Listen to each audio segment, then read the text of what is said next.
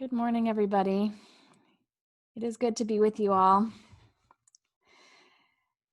My friends, this morning we need to speak directly to what is happening in the world. We woke up to more news, more violence, more destruction, more riots, more clashes with police.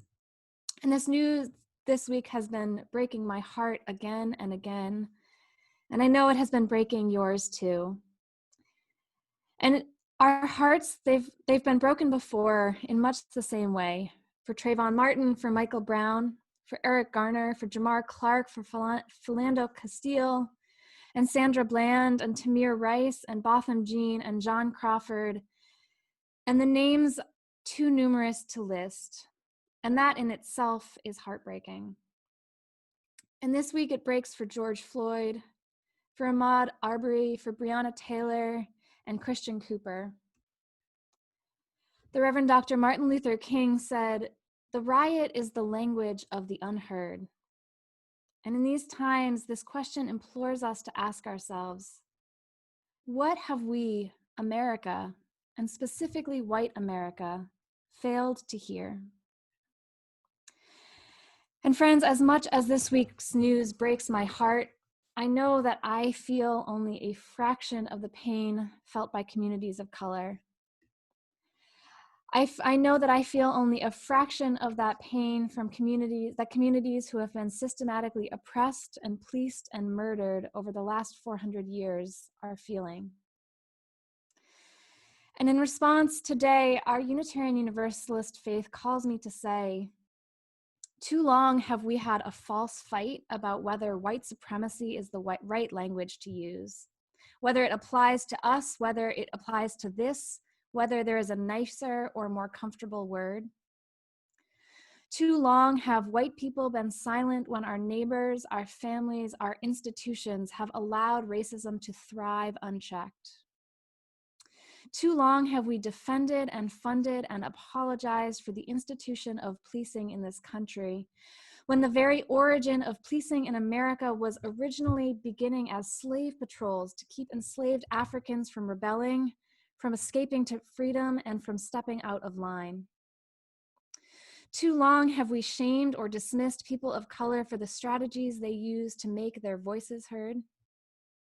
Too long have we valued property over human life. Too long have we valued profit over human life.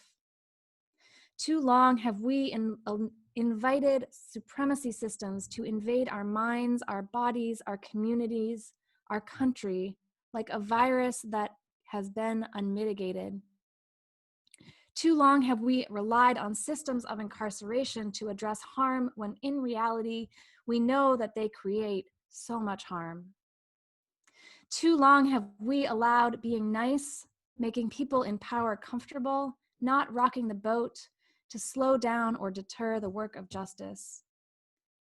Too long have Black people been murdered in this country. This has gone on too long. My friends, everything we have seen in the news this week, from Amy Cooper calling the police and lying about Christian Cooper threatening her, to Derek Chauvin kneeling on George Floyd's neck for 8 minutes and 46 seconds as the life slowly, cruelly, horrifically left his body, to the riots, to the tear gas, to the police violence, to the arrest of Black journalists. All of this is the result of a white supremacy death culture that has been festering for 400 years in this country. And today we must say no longer. My friends, I want you to know that I say this not as some bleeding heart liberal, not because I want you to feel bad about something that you had no control over. I say all of this because as a white woman, I was raised to believe in a system that deals death to some people and innumerable profound privileges to others. I say this because I am still unlearning the lessons that this system has taught me. I say this because my humanity, my conscience, my soul is at stake in this fight. I say this because I believe that my silence is complicity, And I say this because I know that our liberation is bound up together. My friends, there is so much work to be done. And I know that this is the question that is on everybody's hearts right now.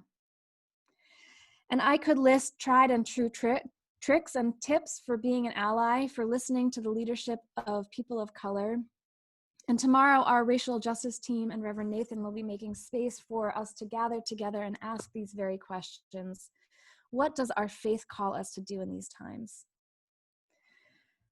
But for now, I will remind us that the good news is this: we are not alone in this fight.